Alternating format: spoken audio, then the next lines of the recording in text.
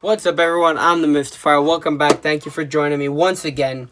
So in today's video, I'm going to be teaching a really unique card trick. This is a trick that me and Its Own Illusion XX were kind of thinking about. We were just hanging out, and he said, this is a really cool idea taken to do it with the flourish. And I thought of it as kind of making it a magic trick. So we kind of took our own different routes on the idea, and I came up with this version. And I showed it to a few people, and they really seemed to like it. And it's a really unique sort of magic trick, and it includes a poker hand at the end. So it's a really cool magic trick where you're kind of making really cool ways of finding people's cards. So it's one trick, one person, one deck of cards, and one magician. So I really hope you like it. If you're not subscribed, please hit that subscribe button. And if you're not a member of the Mystifier family, please check it out, and please hit the subscribe button once again. Just gotta keep reminding you. And hit that like button, share a comment with me, telling me what you loved about this trick, and some recommendations if you want to send me so I can do a magic trick for you. Thank you guys, I'm the Mystifier, and let's get into today's effect. Okay, so I'm just gonna do a quick performance of this, and then we're gonna teach it to you guys. So, if we have somebody, I would explain to them what poker hands are, and, the whole principle of how to keep a poker face, and basically making up playing cards, and basically just explain what poker playing is and what different cards make. For example, pocket deuces, a pair of twos that is dealt to you and placed in your hand the entire time, out of maybe a chance of luck, things of that nature. So now I have them call the word stop, and they do whenever they want, and I would flip them over, and I would call the word stop again whenever they want. And the first card face down, I wouldn't want to peek at it. They would have a look at it, and they would look at the card. So now once the card is looked at, we could place it off to the side, just so you could kind of see it. Awesome. Now the rest of the pack here, I'm just going to keep mixing it up in my hand. Now ultimately, I would ask somebody, can you think of something, maybe 4 cards to make it a 5 hand. 5 is a good number. 4 cards extra to make that a perfect, amazing, beautiful, unbeatable hand. Instantly, they will think of a hand. So you get a little bit of mentalism in here too, if you think about it, and it's really unique. So now they're thinking of a sort of kind, and I would say you're thinking of. Well, think of your suit first, and boom, you're thinking of hearts, aren't you? You're thinking of the 10 of hearts. Are you? Did you choose the 10 of hearts? Amazing, nice. So now from a shuffled deck of cards, I'm going to show you how I am good at cheating with cards. So if you had to pick the 4 other cards, did you pick 10, Jack, Queen, King, and Ace of hearts to get a perfect royal flush? And they would say, wow, yes, I did. I can't believe that. And they're already amazed at this. So now I ask them, which card did you want? So they would say, okay, well, I wanted the queen. So I say, okay, so you want the queen? So I'm just going to control the queen right to the bottom of the pack. And there is your queen. Let's just mix these up again because we don't want them to be anywhere. And we'll just separate them over here. That's the jack of diamonds, by the way, so don't think. Now, if somebody wanted, I don't know, maybe the jack of hearts, we would just pop out the jack of hearts just like that. Roughly about 36 cards from the pack. Nothing crazy. So that's the 10, that's the jack, that's the queen. The really cool one starts off when you actually start paying attention. And the more you pay attention, the less you will see. Because all we got to do is just give a bit of a cut like this and interlace them. And then we can actually get our last card right on top. Here, the king. That's not the last card, though. Anybody could name a number. Let's say they said 5. I would just deal 1, 2, 3... So 1, 2, 3, 4. That was a mistake. Sorry about that. 4 and 5. I was just practicing my second dealing, but that wasn't, the best second dealing. And you would get your 5th card. So this is a really unique trick to do if you want to, make like a routine, or you have a gig to do and you just want to like kill some time.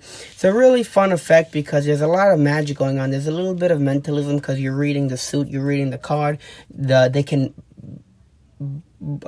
lyingly think of any suit, and any hand to make it an unbeatable hand, but they will always think of this. And I just want to share with you guys what this looks like. So grab your 4 of a kind, your 5 of a kind, your 10, jack, queen, king, and ace, and let's get straight on into this effect.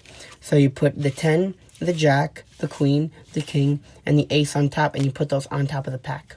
Now I'm just going to show you how easy this is to assemble them in order with a shuffle deck of cards, even if I was just talking to you. So I want you to get your watch out. You don't have to do it literally, and then we will start. So I'm just going to shuffle these up when it gets to 4 minutes. So now from 4 minutes. So now I'm just looking for a 4 of a kind, and I'm choosing hearts. So I've selected hearts, and I'm picking up all the hearts. So now I have all of the hearts out, and this is while all I'm doing is just talking to the spectator, saying, "Oh wow, that's unique. You mind if I share you know with something amazing with you? All right, cool. Let's try this out." And then boom, all you're doing is setting up the deck and maybe spreading them out on the table, doing something like that. What did that take? 19 seconds, 20 seconds. So don't be scared to be bold with your magic. And now I have my 10, my jack, my queen, my king, and my ace. And wow, that's a 2. Do we have a 3? So these get placed on top of the pack. Fourth, your 10. Don't look at it and then say, "Did you choose a heart? Did you choose a 10 of hearts?" But that's after you introduce the fact of, you know, playing cards and poker hands, and you tell them get 4 extra cards to make a 5-card hand, excuse me. And you would make up an unbeatable poker hand. Then you tell them, "You're thinking of jack, queen, king, and ace of hearts, aren't you? Well, which one would you like me to find?" And then basically all you're doing is keeping track of which one they name. Like if they named an ace, you could find each card the same way or a different way. So if they named an ace, I would take 3 cards. If I'm a beginner, I would take 3 cards, double undercut them to the bottom, and then just top shot out an ace. I've done this, and I do these moves. I did everything that I do, just not the second dealing. And now I would just get my 3 cards back on the bottom, and I would control them back up to the top. In any way, shape, or form. If you don't want to do any fancy thing that I just did, you could just do another double undercut. And I'll have them name a card. Let's say they named the jack. Maybe I could take a jack and say, "Oh, look, that's the queen." But I'll watch as we just change it to the jack. And, well, look, I mean, you could do like a quadruple lift and say, "Well, look, I mean, that's the top card. But all I have to do is pop it in the middle and then shoot it across." I wanted to catch it, but I wanted it to be in frame as well. And it was neither. I didn't catch it, and it wasn't in frame. That was really funny. And then, boom, it could change to a completely different card. And then at the end, if you wanted to, I just like practicing my second dealing, but I don't practice with this deck. I know, it sounds weird. Why do you have to practice with a certain deck? But whatever. So let's say they named a number, and they could just say the word stop whenever they wanted to. And I would stop whenever they wanted to. And they could say stop whenever they like. Maybe they would say stop now, put that card down, boom. And you are there. Don't roast me too hard on the second dealing. I've only been practicing it for a little bit. You could roast me hard on my pass, because I'm confident that I have a good pass. Did I even get the right card? I think I did, right? Yeah, I think I got the right card. Was that it? Oh no, it wasn't. I knew it. I was like, where's that card? Let me try to redeem myself. 3 of spade, pop it into the middle here, and then boom. But did I get it this time? Nice. There you go. Alright guys, but that's pretty much it. I hope you have enjoyed this sort of really unique rendition on a trick that I kind of came up with, you know, with a little bit of subtleties and nuances here and there thrown in.